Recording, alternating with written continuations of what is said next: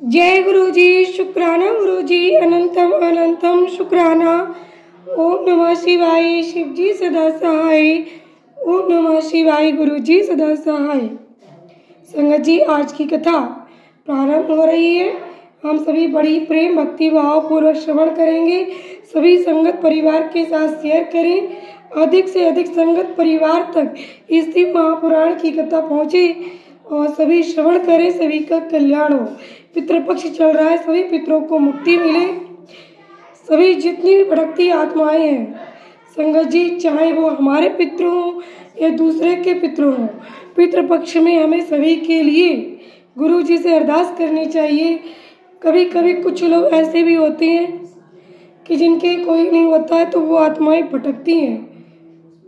तो संगत जी, हमें सबके लिए अरदास करनी चाहिए कि जितने भी पितृ हैं इस पृथ्वी पर भटक रहे हैं, उन सबको गुरु जी मुक्ति प्रदान करें। चलिए शुरू करते हैं मंत्र जाप के साथ। ओम नमः शिवाय, शिव जी सदा सहाय। ओम नमः शिवाय, गुरु जी सदा सहाय। षड्दोषोधन की विधि। उपमन्यु कहते हैं, दुनंदन, इसके बाद गुरु शिष्य की योग्यता को देखकर उसके संपूर्ण बंधनों की निवृत्ति के लिए षड्दोषोधन करें। कला, तत्व, भुवन, वर्ण, पद और मंत्र, यही संक्षेप से 6 अथवा कहे गए हैं। निवृत्ति आदि जो 5 कलाएं हैं उन्हें विद्वान पुरुष कलाध्वा कहते हैं। अन्य 5 अध्वा इन 5 कलाओं से व्याप्त हैं। शिव तत्व से लेकर भूमि पर्यंत जो 26 तत्व हैं उनको तत्वाध्वा कहा गया है। ये अध्वा शुद्ध और अशुद्ध के वेद से 2 प्रकार का है। आधार से लेकर उन्मना तक भुवनाध्वा कहा गया है। ये वेद और उपवेदों को छोड़कर 60 है। रुद्र स्वरूप जो 50 वर्ण है उन्हें वर्णाध्वा की संज्ञा दी गई है। पदों को पदाध्वा कहा गया है, जिसके अनेक भेद हैं। सब प्रकार के उपमंत्रों से मंत्राध्वा होता है, जो परम विद्या से व्याप्त है। जैसे तत्व नायक शिव की तत्वों में गणना नहीं होती, उसी प्रकार उस मंत्र नायक महेश्वर की मंत्राध्वा में गणना नहीं होती। कलाध्वा व्यापक है और अन्य अध्वा व्याप है। जो इस बात को ठीक ठीक नहीं जानता है वह अध-दुशोधन का अधिकारी नहीं है। जिसने 6 प्रकार के अध्वा का रूप नहीं जाना, वह उनके व्यापक भाव को समझ ही नहीं सकता है। इसलिए अध्वाओं के स्वरूप तथा उनके व्यापक भाव को ठीक ठीक जानकर ही अधशोधन करना चाहिए। पूर्ववत कुंड और मंडल निर्माण का कार्य वहाँ करके पूर्व दिशा में 2 हाथ लंबा चौड़ा कलश मंडल बनावे। तत्पश्चात शिवाचार्य शिष्य सहित स्नान और नित्य कर्म करके मंडल में प्रविष्ट हो पहले की ही भांति शिव जी की पूजा करें। फिर वहाँ लगभग 4 सेर चावल से तैयार की गई खीर में से आधा प्रभु को नैवेद्य लगा दे और शेष खीर को होम के लिए रख दे। पूर्व दिशा की ओर बने हुए अनेक रंगों से अलंकृत मंडल में गुरु 5 कलशों की स्थापना करे। चारों को तो चारों दिशाओं में रखे और एक को मध्य भाग में। उन कलशों पर मूल मंत्र के नमः शिवाय इन 5 अक्षरों को बिंदु और नाद से युक्त करके उनके द्वारा कल्प विधि का ज्ञाता गुरु ईशान आदि ब्रह्मों की स्थापना करे। मध्यवर्ती कलश पर ओम नमः ईशानाय नमः ईशानाम स्थापयामि कहकर ईशान की स्थापना करे। पूर्ववर्ती कलश पर ओम तत्पुरुषाय नमः तत्पुरुषम स्थापयामि कहकर तत्पुरुष की दक्षिण कलश पर ओम सिम अघोराय नमः अघोरम स्थापयामि कहकर अघोर की वाम या उत्तर भाग में रखे हुए कलश पर ओम वामदेवाय नमः वामदेवम स्थापयामि कहकर वामदेव की तथा पश्चिम के कलश पर ओम की या सद्योजाताय नमः सद्योजातम स्थापयामि कहकर सद्योजात की स्थापना करे। तदंतर रक्षा विधान करके मुद्रा बांधकर कलशों को अभिमंत्रित करे। इसके बाद पूर्ववत शिवाग्नि में होम आरंभ करे। पहले होम के लिए जो आधी खीर रखी गई थी उसका हवन करके शेष भाग शिष्य को खाने के लिए दे। पहले की भांति मंत्रों का तर्पणांत कर्म करके पूर्णाहुति होम करने के पश्चात प्रदीपन कर्म करे।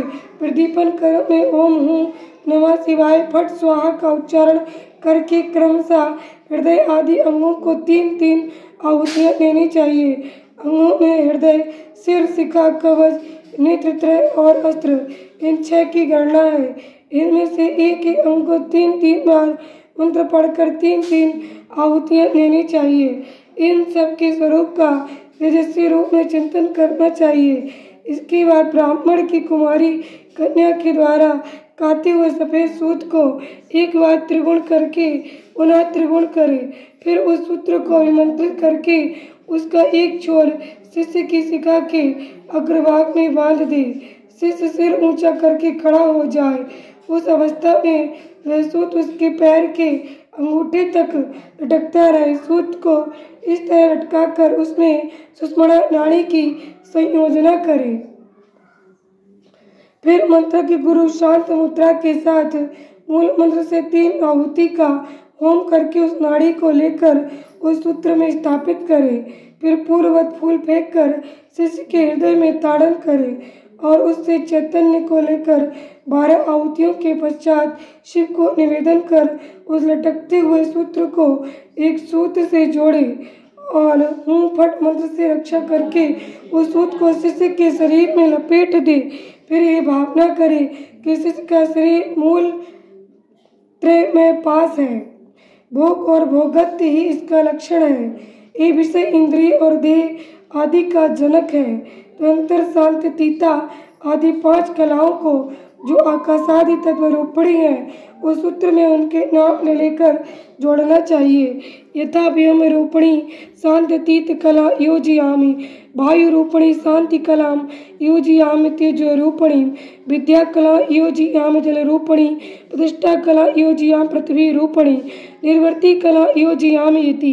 इस तरह इन कलाओं का योजन करके उनके नाम के अंत में नमः जोड़कर इनकी पूजा करें।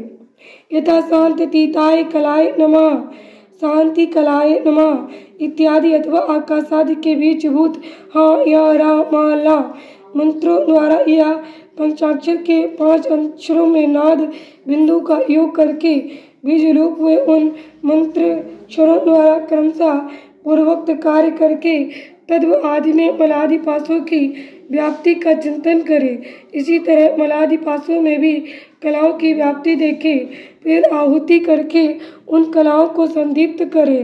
तदनंतर शिष्य के मस्तक पर पुष्प से ताड़न करके उसके शरीर में लिपटे हुए सूत्र को मूल मंत्र के उच्चारण पूर्वक शांतितीत पद में अंकित करे। इस प्रकार क्रमशः शांतितीत से आरंभ करके निवृत्ति कला पर्यंत पूर्वोक्त कार्य करके 3 आहुतियां देकर मंडल में पुनः शिव का पूजन करे। इसके बाद देवता के दक्षिण भाग में शिष्य को कुशयुक्त आसन पर मंडल में उत्तराभिमुख बिठाकर गुरु अमा वशिष्ठ चरु उसे दे। गुरु के दिव्य उस चरु को शिष्य आदर पूर्वक ग्रहण करके शिव का नाम ले उसे खा जाए। फिर 2 बार आचमन करके शिव मंत्र का उच्चारण करे। इसके बाद गुरु दूसरे मंडल में शिष्य को पंचगव्य दे। शिष्य भी अपनी शक्ति के अनुसार उसे पीकर 2 बार आचमन करके शिव का स्मरण करे। इसके बाद गुरु शिष्य को मंडल में पूर्ववत बिठाकर उसे शास्त्रोक्त लक्षण से युक्त दंत धावन दे। शिष्य पूर्व या उत्तर की ओर मुंह करके बैठे और मौन उस दतौन के कोमल अग्रभाग द्वारा अपने दांतों की शुद्धि करे। फिर उस दतौन को धोकर फेंक दे और कुल्ला करके मुंह हाथ धोकर शिव का स्मरण करे। फिर गुरु की आज्ञा पाकर शिष्य हाथ जोड़े हुए शिव मंडल में प्रवेश करे। उस फेंके हुए दतौन को यदि गुरु ने पूर्व, उत्तर या पश्चिम दिशा में अपने सामने देख लिया तब तो मंगल है, अन्यथा अन्य दिशाओं में देखने पर अमंगल होता है। यदि निंदित दिशा की ओर वह दिख जाए तो उसके दोष की शांति के लिए गुरु मूल मंत्र से 108 या 54 आहुतियों का होम करे। तत्पश्चात शिष्य का स्पर्श करके उसके कान में शिव नाम का जप करके महादेव जी के दक्षिण भाग में शिष्य को बिठाए। वहाँ नूतन वस्त्र बिछे हुए कुश के अभिमंत्रित आसन पर पवित्र वासी से मन ही मन शिव का ध्यान करते पूर्व की ओर सिरहाना करके रात में सोए। शिखा में सूत बंधे हुए उस शिष्य की शिखा से ही बांध कर गुरु नूतन वस्त्र द्वारा हुंकार उच्चारण करके उसे ढक दे। शिष्य के चारों ओर भस्म तिल और सरसों से 3 रेखा खींचकर फट मंत्र का जप करके रेखा के भाग में दिक्पालों के लिए बलि दे। शिष्य भी उपवास पूर्वक वहाँ रात में सोया रहे और सवेरा होने पर उठकर अपने देखे हुए सपने की बातें गुरु को बताए। जय गुरु जी, शुक्राना गुरु जी, अनंतम शुक्राना। ओम नमः शिवाय, शिव जी सदा सहाय। ओम नमः शिवाय, गुरु जी सदा सहाय। संगत जी, आज की कथा, आज का अध्याय यहीं पर संपूर्ण हुआ। आगे की कथा कल हम श्रवण करेंगे। संगत जी, आप और आपका परिवार सदा स्वस्थ, सुरक्षित और खुशी से भरा हुआ समृद्ध रहे। संगत जी, इससे महापुराण कथा समस्त पुराणों के भाल की तिलक मानी गई है। भगवान शिव ने इसे स्वयं ही अपने हाथों से लिखा है। संगत जी, उसके बाद इस कथा में अन्य ऋषियों महर्षियों के द्वारा थोड़े थोड़े चेंजेस किए गए, पर इसे भगवान शिव ने ही साक्षात प्रकट किया है। इसके पढ़ने और सुनने से समस्त पापों का अंत होता है, जीवन में नई दिशाएं मिलती हैं। जय गुरु जी, शुक्राना गुरु जी।